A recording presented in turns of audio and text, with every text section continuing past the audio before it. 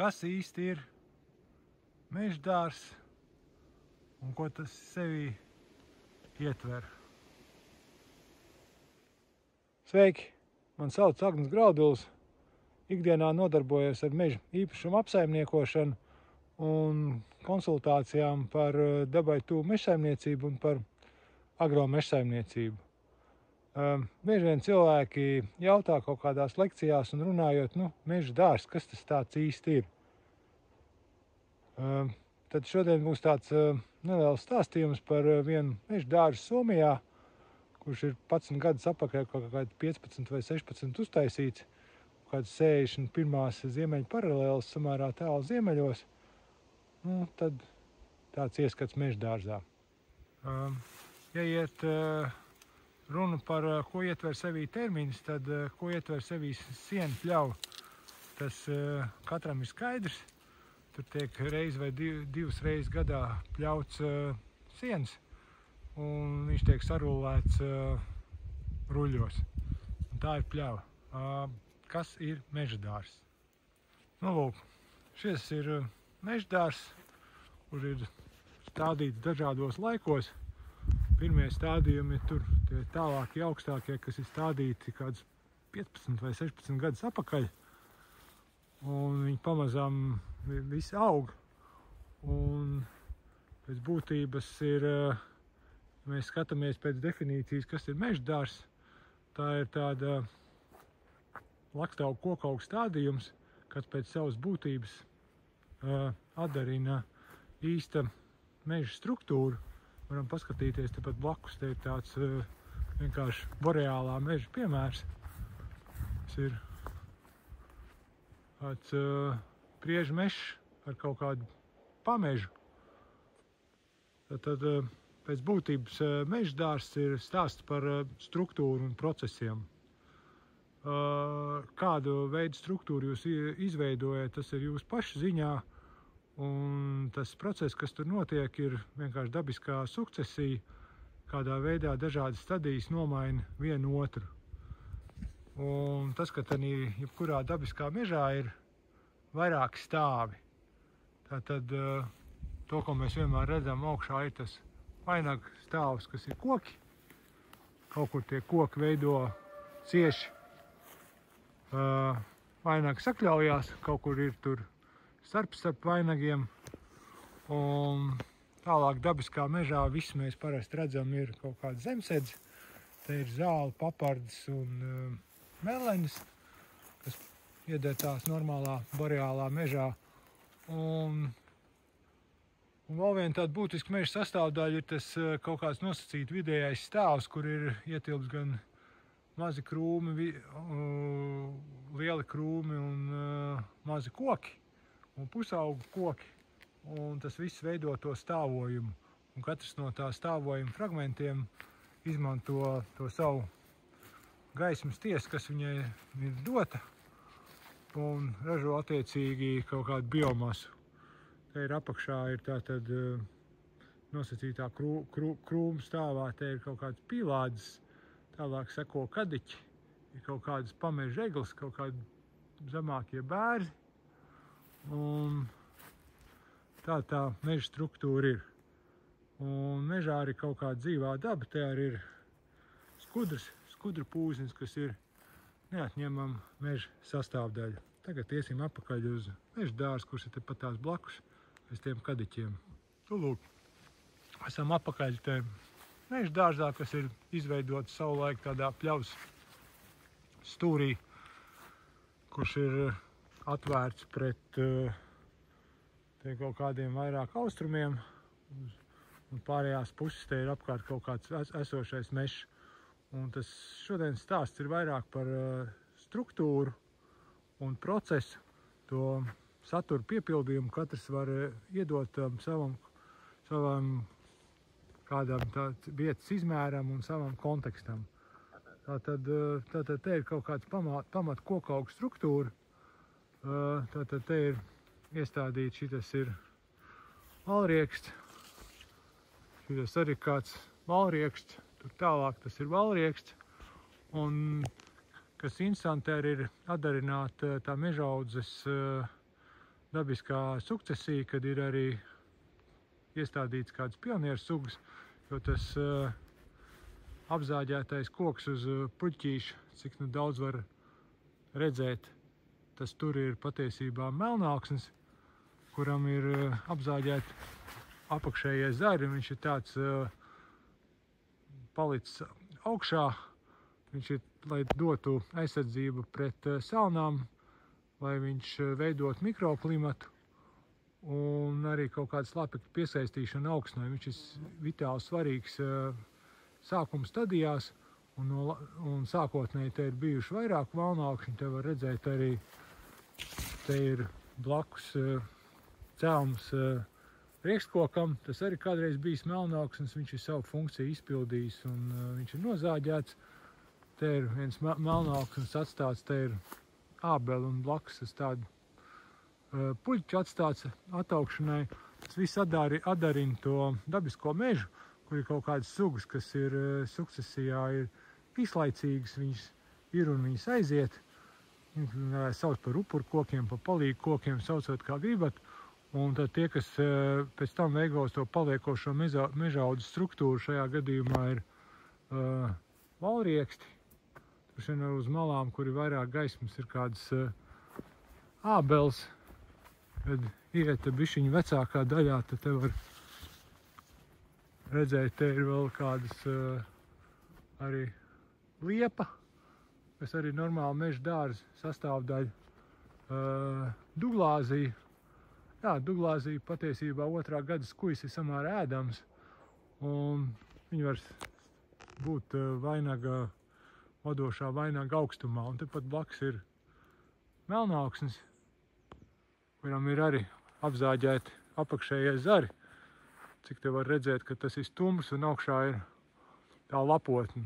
Tā ir vajadzīga mikroklimata veidošanai. Un kā apakšējais stāvs šeit ir plaši izmantots lazdas. Ir dažādas lazdu sugas vairākas un arī šķirnes.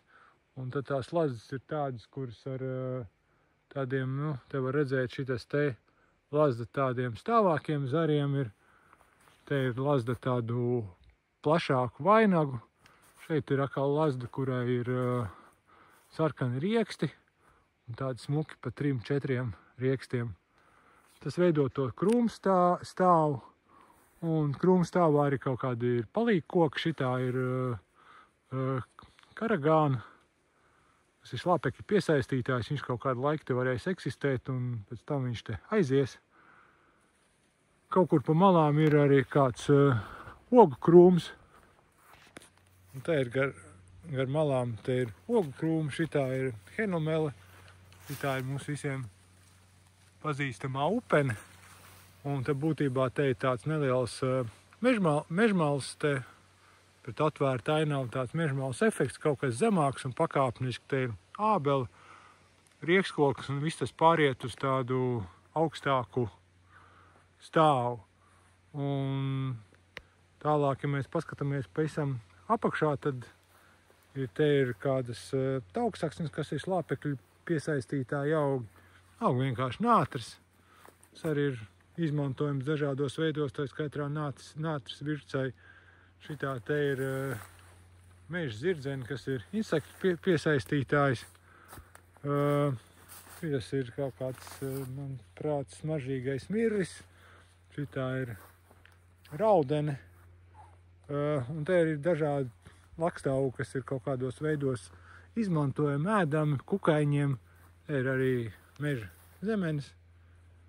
Augšā tāpatā šitas ir valrieksts. Būtībā tas viss tā. Šitas ir lupstājs. Tā ir inula. Te ir nedaudz tāds graudzāļu sējums. Tas ir 9 vīru spēks melnais, ēdamais savsērdis. Šitā ir kāda no kampanulu pulkstenītēm, kurām ziedi ir ēdami. Un tā te ir sakomponēti dažādi augi. Un pamatā tā tad ir kokaugu stāvs, pēc tam seko dažādi krūmi un lakstaugi. Un tā sistēma ir dinamiska. Viņi katru gadu ir savādāk, katru gadu mainās. Un vairāk vai mazāk, ja mēs domājam par tradicionālo dārzu, viņš ir balstīts uz ieguldījumu, ka jums katru gadu jāiestāda, jāmēslo, jāravēja. Un tāda kaut kāda darbošanās ir, tad meža dārzs ir vairāk dabisks, uz procesu balstīts, ka tur jums ir, visu laiku tie augi nedaudz mainās, augi lielāki, kaut kādi lakstaugi noteikti aiziet prom, jo viņiem ir pa liela ēna. Un tad vienmēr tam meža dārza īpašnieks var skatīties, kas viņam ražo, kas nē. Tā ir, piemēram, lieliska lazda, kur ir pilna ar riekstiem. Iespējams, ja tā lazdai būtu maz rieksts, un tas īpašnieks novēros, ka viņi nedod riekstu, viņi vienkārši varētu nozāģēt un to caurumu izmantot pēc tam kaut kādam citam mērķim. Tā, tas ir stāsts par procesu un par to tādu procesu nodrošināšanu. Te ir malā, kur ir vairāk gaisma, te ir arī kāda no piparmētrām, tā ir kaut kāda savvaļas mētra. Tas paši ir blakus valrieksts, iespējams, ka valrieksts izaugs liels, viņš noēnos to piparmētru. Tāpatās ir valrieksts un blakus ir kāds pelēkais valrieksts, ir divas sugas, kuras arī ir tuvu iestādīts. Visu ir melnauksnes un tā dabas sukcesija noteikti šo lietu kaut kādā brīdī sakārtos, kad iespējams, ka vieta būs tikai vienām valriekstam un tā sistēma atradīsies pastāvīgā kustībā.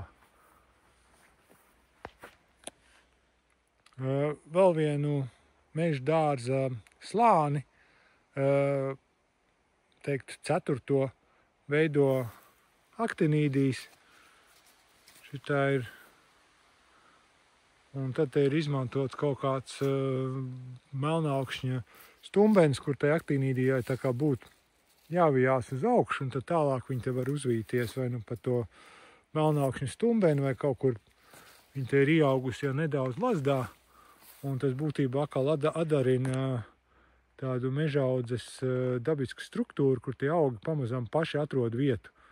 Tā kā te ir iesaistīts cilvēks, tad tas cilvēkam ir tā lieliskā iespēja pielietot savus zināšanas par to augu bioloģiju un apmēram piemeklēt vietu, un viņam noteikti jārēķinās, ka tie augi ceļos. Te apakšā jau ir, tās lazdas ir uztaisījuši palielas ēnas, kādreiz ir bijuši tādas, hostu puduris. Šobrīd no tām hostām tur ir palikuši tādas nedaudz atliekas par malām. Tas nozīmē, ka tā hostas jau te ir pat tām 11 gadiem ir savu izdzīvojuši. Kā zemsēdzes augs tur ir iestādīts mazā mirte. Varbūt nav tā labākā izvēle, bet, kaut kādā brīdī tas, acīm redzot, ir bijis svarīgi. Un te var redzēt arī augi. Kamēr augiem ir sēklas, te ir kāda kampanula, šajās te sēklu galvas pogaļas nobriedīs un būs sēklas, un tā būs augi paši sev pavairos un sēs. Dzīvās dabas nodrošināšanai un dabas daudzveidīgai te ir kaut kur pa vietām atstātas tādas mirušās koksnes kaudzes, jo tas viss piedilst pie kaut kādas tādas, tomēr dabiskā līdzsvara, kur, ja mēs paskatāmies dabiskā mežā, tur ir gan dzīvi koki, gan stāvkaltuši koki, gan miruši un kritāls. Un, ja mēs veidojam meža dārza struktūru, tad te būtu tomēr jāiekļaut tie elementi, kas sastopam dabā. Pat ja mēs nezinām viņu nozīmi, tad dabas māte jau kaut kā zina un kaut kāda jēga tam visam ir. Piemēram, šitajā te puvekļu kaudzē, kā dažlaps to nosaukt ar kaut kādiem žagariem, varbūt var dzīvot daudz dažādi mazie dzīvnieki, čūsku, seži, vabols, ko mēs pat viņu klātbūt nezinām, bet viņi tomēr vajadzība tās mūsu meža dārza veiksmīgai funkcionēšanai. Te ir tas, ko melnauksnes spējas uzaugt kaut kādos 15 vai 17 gados, sasniegt tīri pieklājīgu izmēru.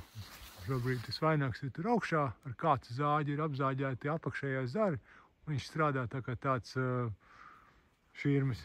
Tas ir ļoti svarīgs mikroklimata veidošanā, jo dabā tā ir iekārtots, kad lielāko daļu koki ir pieraduši sākt kaut kādā pamežā, pēnā, un kur ir kaut kāds tomēr daudz maz stabils mikroklimats. Un tad melnauksnes ir ļoti laba izvēle. Viņš ir labs tāpēc, ka viņš atšķirībā no baltaukšņa nedzena sakņu atvases. Jā, tas bija tāds neliels stāstījums par meža dārzu. Ja mēs uztaisām tādu tā kā kopsavilkumu tam visam, tad pēc būtības meža dārzs ir balstīts uz dabisko procesu, ko tas meža dārza īpašnieks, veidotājs var kaut kādā veidā nošpikot nedaudz dabā, paskatīties, kā aug mežs un to atdarināt. Kļūdīties tur pa lielam nevar.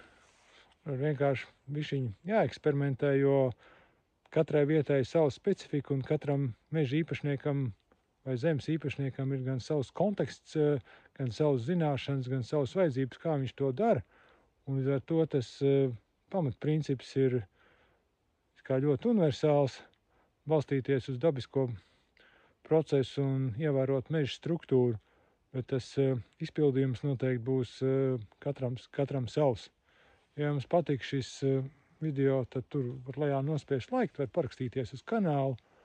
Un, ja jums kādi jautājumi par meža dārziem, tad tur lejā kaut kur ir komentu sadaļa, un tur variet atstāt kādu komentāru. Ja es varēšu, tad es jums ar viņiem atbildēšu. Paldies, ka skatieties. Tā, tiekās mežā.